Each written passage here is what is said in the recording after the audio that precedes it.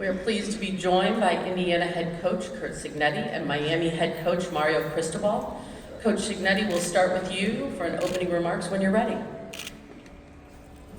Thank you. Great to be here in Miami. About a day and a half of preparation left to kind of sharpen the sauce, so to speak. Really got a lot of respect for the Miami Hurricane organization, football program. When you watch these guys on tape, they really play the game with tenacity, intensity, physical, relentless, get after it. Coach Cristobal's done a great job with that program, and it's going to be a huge challenge for our football team, and looking forward to the game. Coach Cristobal. Congratulations to Coach Cignetti and his program for a tremendous season. Really appreciative of everyone involved surrounding this game for providing us with, again, the amenities. Obviously we're at home, so we get to use our own facilities, but everything else regarding preparation, which is so important. And proud of our players and looking forward to continue our course of preparation for this opportunity. As a reminder, let us get you the microphone. Give us your name and affiliation. We'll take our first question on our left side. Third row back. Andrea? Andrea Adelson with ESPN. Mario, I'm wondering if you feel like the targeting rule that suspends a player for the first half of the next game, if it happens in the second half, should be revisited considering the consequences it's going to have potentially for this game. Certainly do. You know, we feel it was unjustly administered, and now it impacts the last game of the season. And we do have the ability, again, as an officiating crew and the powers that be, to revisit that, to give every team due process and their best ability to compete in this game. We're going to take our next question over on our right near the aisle. Yeah, Brooks Olson with the Film Guide Network. Here coaches talk a lot about finding your whys for both of y'all. Why have you dedicated your life to football? Coach Cignetti? I grew up the son of a coach. I was the oldest of four. You know, where he's from, everybody was a steel worker or a coal miner, and it seemed like a pretty cool thing to do for a living to me. And when we went to West Virginia in 1970, and I was on the sideline for all the home games, it was Bobby Bowden's first year as head coach at West Virginia. I pretty much knew in my heart what I wanted to do right there, and I don't know what else I would have done other than coach, to be honest with you. Coach Cristobal? I love football. I was a baseball player that wasn't very good and got cut, and by the grace of God, Dennis Lavelle, head football coach at Columbus High School, was walking by the hallway and said, "You should try and play football." And Coach Jimmy Johnson scooped up my brother and I and offered us scholarships to the University of Miami, where we were able to be part of a historic run, and just loved every aspect of it. Two parents that couldn't tell you what a first down was or what a touchdown was, but the ride that they enjoyed with us, the journey they went on with us, and the way that our lives were impacted by that made me realize that I wanted to be part of football and football part of my life for my career. We're going to go next over here on our right. Third row on the aisle.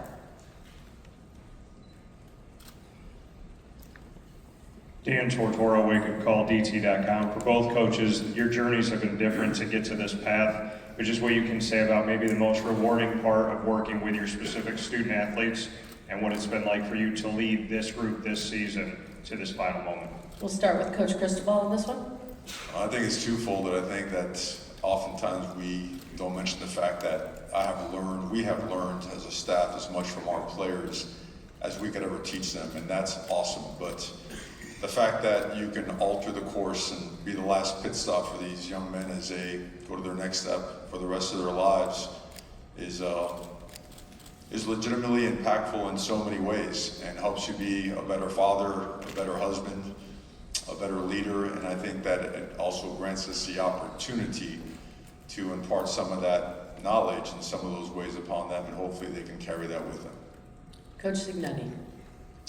You know, we have a veteran team. These guys have started a lot of games. Big Ten Media Day, somebody had mentioned that we have more career starts done in the season by far than any other team. this group has tried to apply the message. To me, it's all about messaging and getting everybody to think alike. And in terms of how we want to play on the field, more so than any other group. And this group has great leadership, intelligence, and character. And they're extremely close. So while all of our teams at the end of the year have ended up really, really good, I think this team has some special qualities and their ability to go on the road and win close games. Quarterback playing his best with the game on the line when everything appeared to be down and out. But, you know, there's one more chapter to write, and we'll find out in 36 hours. We're going to go to our very first row on our right-hand side. Tim Reynolds with the AP. Mario, Ruben got hurt on the first or second play of the season last year, and he came back, but he wasn't this version of Ruben Bain. Do you think going through what he went through for those few weeks last season kind of reinvigorated the joy in him a little bit, just as far as what the game means, and have you still seen that joy when he plays now? Seems like every true competitor takes those setbacks and turns it into something positive that launches them, elevates their game and their spirit and their ability to be a great teammate. And I think this is a perfect case and an example of that. Ruben Bain was born and raised down here in South Florida and was always a huge part of the community, and it was his dream to play for the Miami Hurricanes. And him watching on the sideline just stoked the fire in him where he just refused to be denied going forward. And now that he's fully healthy, he dedicated himself this offseason to staying at his optimal weight, which is about 275, and trimmed down his body fat, certainly increased his lean muscle mass, and he's become a great leader, and now is I would say confident enough to be outspoken as a leader as well, which is a massive step for him, and his impact on this team and on this community has been awesome. We're going to take our next question from over on our left-hand side, second row in the middle. Yeah, Adam Rickberg with ESPN. Your two programs have very different histories. I'm wondering, just from a historical perspective, what a national championship would mean for each of your programs on Monday. Coach Signetti. It means we're the national champion. Coach Cristobal.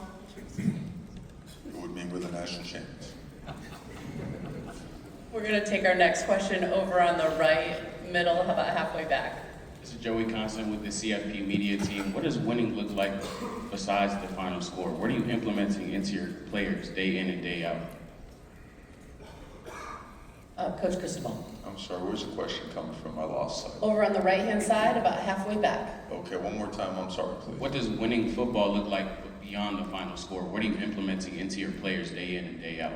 Oh, you implement everything in that building that you do in your very own households. And you know what comes up a lot nowadays, the question of how have you changed with the advent of the transfer portal and NIL and all that stuff? And the answer is always the same. If you have to change the way you teach and coach and treat people because you fear an aspect that has been introduced to the game, you were never doing it right. So it's real simple for us. Every single day we pour every ounce of our existence into doing for our players exactly what we do for our very own sons and daughters in our households. So a very simple philosophy. It's not perfect, but certainly the intentions behind it will be.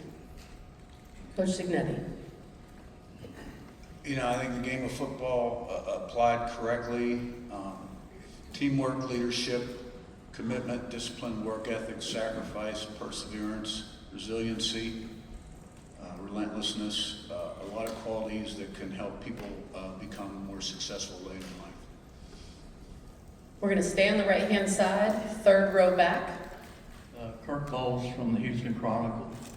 Coach Signetti, I wonder if you're expecting about 100 coaches to show up in Bloomington this spring to try to copy your blueprint. And do you see a lot of programs like Indiana under the radar that could be positioned to make a run like you have? Well, I'm sure we've got some people's attention. I'm not one to entertain visitors too much in the office. I prefer to watch tape and keep growing and learning. I don't know really the answer to the second question. I think anything's possible with the right commitment, leadership, blueprint, plan, and people.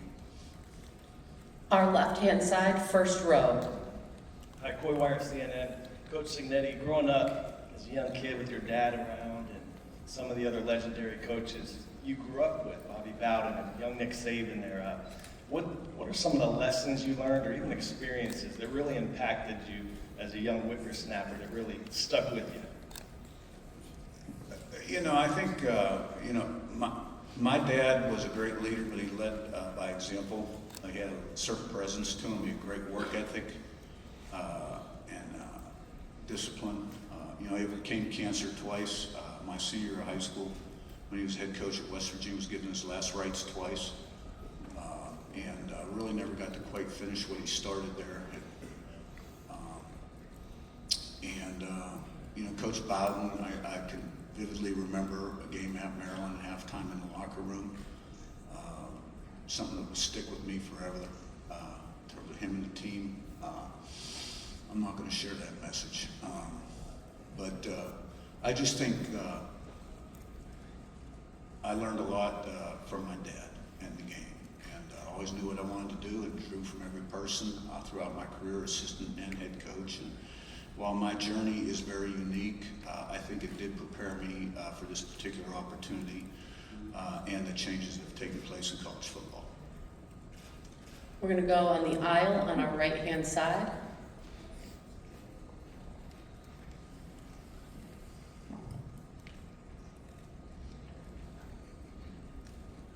Hello, Scott Doctor with the Athletic. What was it like to walk off the practice field for the final time yesterday, knowing how much that these players have put into it physically, mentally, emotionally throughout the course of the entire season, and what they're putting off physically to reach this level? And what's kind of the bond and the love that each one of you have for your teams and the players and what they've experienced? Coach Cristobal. Well, yesterday's a typical Thursday practice, and I think the processes themselves are no different than any other Thursday, but every team is unique, right? Everyone is uniquely special and different, and has brought something different to the lives of all the people around them. But I don't see us getting caught up in any nostalgic moments or whatnot. I just really sense that our team was really focused, that they were really intent on carrying out the rest of the day's processes, knowing the tremendous opportunity that we have. And that's how we closed out the evening, and that's how we got ready this morning to go and continue our process. Coach Signetti. Yeah, I think leading up to this game, there's been a lot of pro-Indiana hype, a lot of rat poison out there. And I happened to see Holly Rowe's thing on social media this morning about our guys hugging each other at the end of practice. It is a close team, and I've witnessed quite a bit of sentimentalism throughout the week from some of our seniors who we've been with quite a long time. I think it's time to sharpen the saw now, throw those warm fuzzies out the door, that sentimentalism. It's time to go play a game against a great opponent. We got to have a sharp edge going into this game, and you don't go to war with warm milk and cookies. We're going to move over to the left-hand side on the aisle, third row. Coach Cristobal, Brian London, Real One's Canes Podcast, Believe Network. Much has been made about the transfer portal, but when you look at the guys that are having an impact on your team this year, many of them are recruits and hometown guys. When you think about Mark, Malachi, Ruben, and the like, just talk about still the importance of recruiting high school athletes, especially locally as well. It's always at the core of your program, right? You like to have people come in when they're just starting to learn and understand what it is to play at the college level and become a student athlete at the collegiate level as well. And I think the best part about what college football is now, with all the things we have to fix, is the fact that they're introduced to a very diverse locker room, right? And if you look at Miami and the city and our program and all floors, right? Where the coaches are, development staff, academics, we come in every size, shape, skin color, ethnicity, speak just about every single language, and it's awesome. And when your local guys become prominent players, it really galvanizes the community. But I think what's also helped us continue to elevate is the fact that we're very national. And we've come from all over, and here people are accepted and people are driven. And if they love to work hard, if they are high achieving mentalities, if they care about doing things the right way and push themselves in the classroom and on the field, then they're going to get along great. And that's what I think we're starting to see a lot more of. And that was the initial challenge to get us going and thinking in that direction. So I'm not sure if I answered your question, but I hope that kind of encompasses a little bit about the local plus, the out-of-state guys. We're going to move to the right-hand side. Coach, this is for you. Yesterday, I spoke with Carson Beck, and we talked about his experiences with playing in the national championship. And as you guys know, this isn't anything new for him. He's done this before twice, have 2 rings and soon to be 3. You spoke about mentality. Talk to me about Carson Beck's leadership with leading this Miami team. I'm a big believer of Carson Beck, and like him, our entire team on November 1st, 2025 did not have very much positive energy surrounding them. And I think Carson Beck epitomizes the ability to take an adverse situation and turn it into something not only positive, but something that helps one grow and endure and become a stronger and better version of themselves. I think he's the most experienced player in the college football playoffs. And I think that since the day he arrived, and this shows again how savvy and how experienced he is, he couldn't participate in spring ball, but yet every walkthrough, every meeting, anything post-practice, pre-practice, anything outside of football, he was very much spearheading gatherings, opportunities to galvanize the entire team so that they understood and knew not only did he know what he was doing and that he was a high-level player, but that he was willing to do anything for the team, and that's his only concern. He's not caught up in personal accolades or awards. He just wants to win, and he's willing to do anything to win. I'm going to come back over to our right-hand side, second row. Thanks. First question is for Coach Your Signetti. name. Your name? Scott Morgan Roth, South Florida Tribune. First of all, you have a chance tomorrow night to do something that Bob Knight did, and that's go undefeated and untied to win a national championship. What are your thoughts about Bob Knight, and you have to begin with, and what you have a chance to do, obviously, tomorrow night, because obviously he's revered on that campus? Yeah, it was 50 years ago, as a matter of fact, and I was a big kind of Bob Knight fan as a little kid. I liked sort of the shenanigans and the faces at the press conferences and throwing the chair across the court. I thought that was pretty cool. And the guy I bought my house from was a big friend of Bob Knight, actually.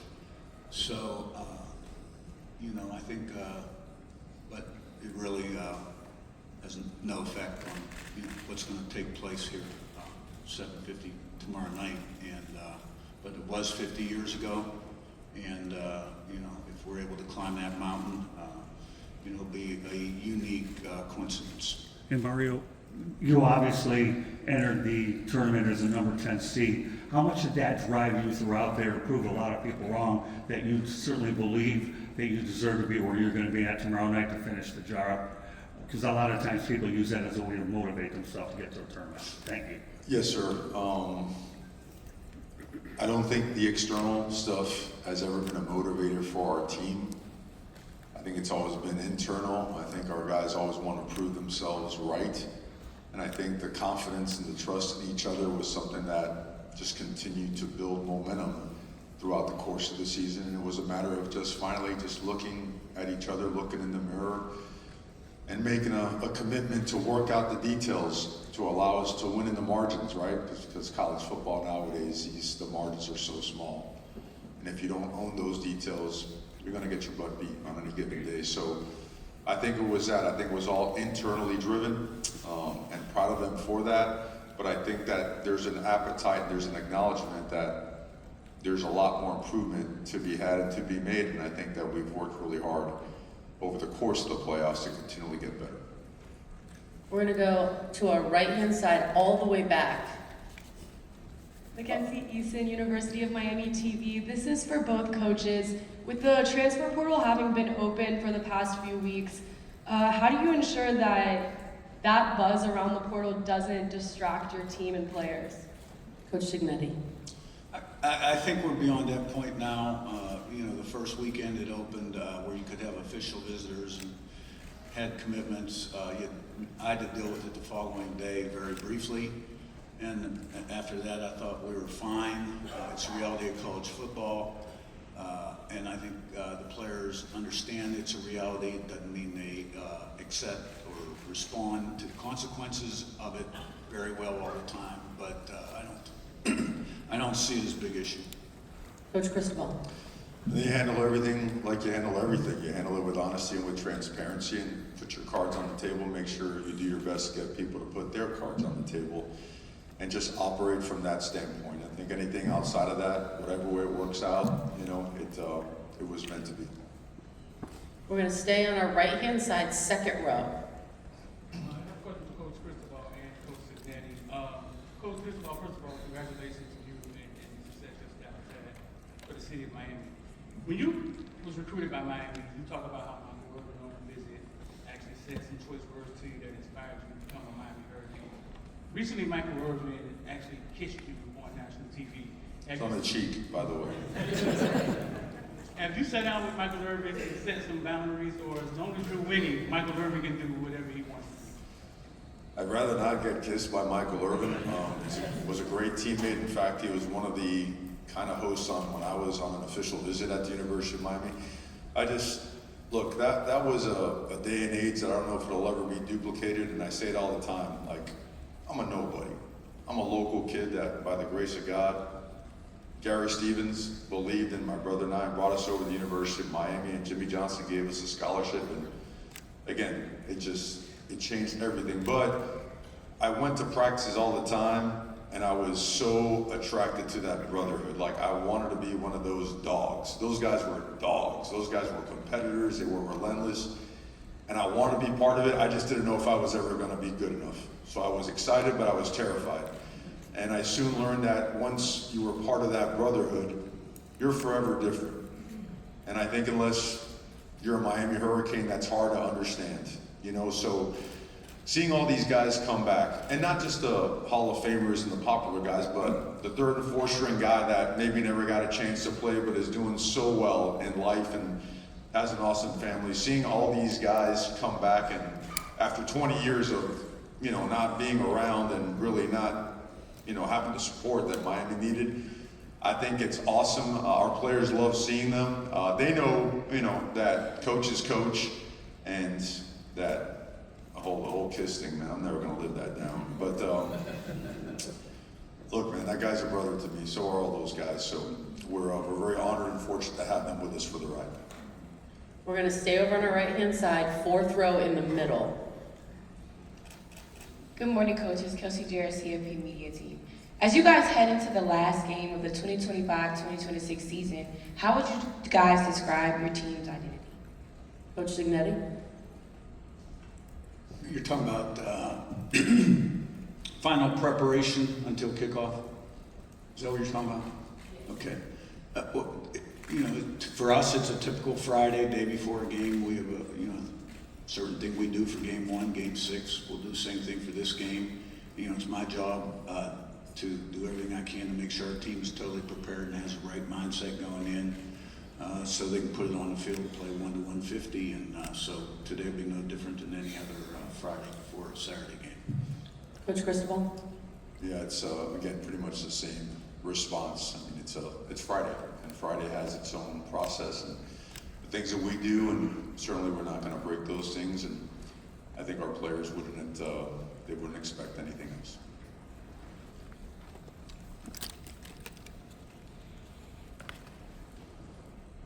We have time for a few more questions, but are there any questions? Oh, we'll come back down here to the very front. Very front row, Tim, back to you. Coach Signetti, the national championship game is a challenge, obviously, in and of itself. The fact that you will be on Miami's sideline, but in the stadium that they call home. What sort of extra motivator is that this is, I know your alumni travel extremely well, but this is going to be considered a road game in a lot of ways for you guys. What sort of motivator is that for your kids?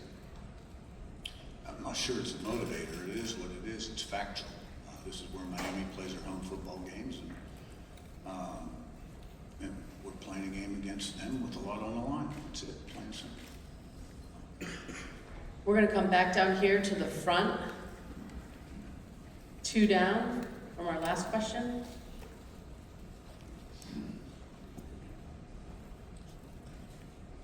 Gary Furman, CaneSport.com. Mario, you had the very unique opportunity of playing for national championships as a player, and now you're doing it as a head coach. How is the experience? The same, different? Is one more meaningful than the other?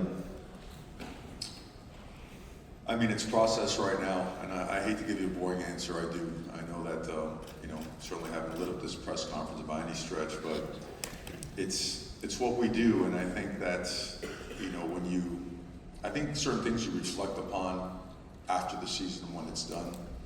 There's no value right now in getting off course and getting off your process. So that's where the entire focus is. That's what the mentality has always been, and that's what it is today and all the way through tomorrow. So, and then after that, I think the question will probably have a more, eventful response. We're going to stay on our right-hand side. We're going to go to the 3rd row.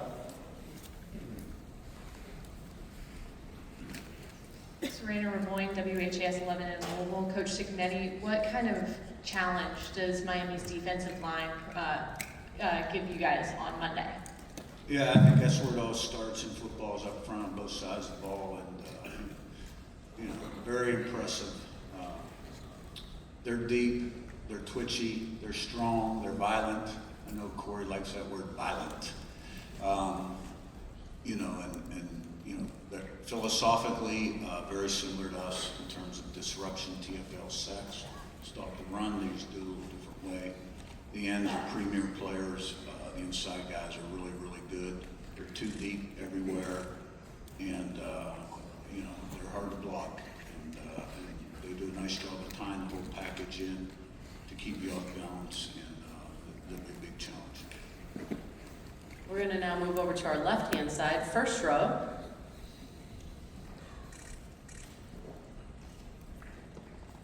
Coy Wire of CNN.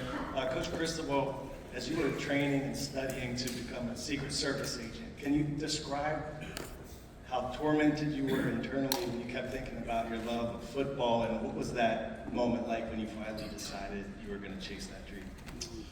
I mean, it was something that I always kind of envisioned myself doing, being working for the federal government. I loved every aspect of it. My family's always been in law enforcement, right? Law enforcement, teachers, construction workers. It's kind of what you do. Come to this country, take 2 jobs, go to night school. Not me, my parents, obviously, but I wanted to be in, and I honestly took the GA job, hoping that I could coach one day, but not knowing. It's almost like, man, I'll never have a shot to do so. And once you're in, you get your first taste of it, and back then there was only 1 GA. Now there's 44 analysts on each side of the ball. Back then you had to do every card, write down every single ounce of film.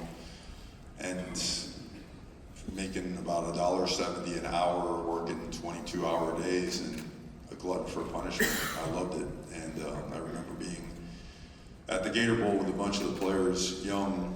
You might know these names: Reggie Wayne, Santana Moss, Ed Reed. Those guys were young pups, and back then they didn't have a cell phone. Got a pager, right? Boom, call so and so, special agent, assistant to a special agent, Secret Service Miami for your appointment to come on in and join. And that's when it hit you, like, whoa. But slept on it.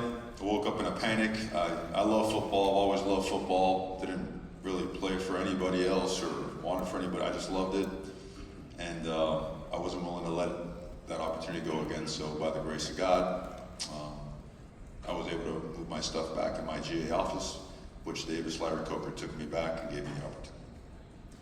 We're going to take our last question from, again, on our left side, 3rd row. Bailey Smith, Gulf Coast News in Fort Myers, Florida. Florida, Coach Signetti, Coach Cristobal. When you look back at both of your teams from where you started at the beginning of the year to where you are today, what would you say is the biggest internal growth that you see, and what makes you the most proud of all of them? Coach Signetti? Well, you know, the first play of the game in our opener, Old Dominion went 80 yards for a touchdown on a quarterback run. So we were down 7-0, just like that. And I think we build on our successes. You know, success brings belief, which brings confidence and more success. And through repetitions and mother learning, you get better. And with some big road game wins, we developed more belief and confidence that we could that we were a resilient football team and could overcome any kind of unexpected challenge. And so I think the team, grew quite a bit and has put itself in position to be where we are today. Coach Cristobal? I think game one opened up our eyes. I think the entire country expected us not to do well against a great team in Notre Dame. That built our confidence in a big time way and had us going the right way. And we got field rushed, in Dallas over at SMU, and reality hit, and everyone on our football program saw that graphic that headed Miami has a 5% chance to make it into the postseason. And I think that's what galvanized us. I think we realized that we had to approach each and every day with being the most excited, the most energetic team on the field, and that pre-snap and post-snap discipline had to be at the forefront. And that ball security couldn't be compromised, and neither could ball disruption. And that you had to be physical and find a way to out-hit your opponent on every single play. And there had to be more to you than it did to the other side. And I think those principles just continue to push us forward so that if we practice in that manner, then we could earn the right to cut it loose on game day. And as those games have come on, we have gotten better and better, and again, still have a lot to improve, and looking forward to tomorrow. Coaches, we're going to move into our photo opportunity with the trophy. If you guys could please get on each side. As a reminder, I need everybody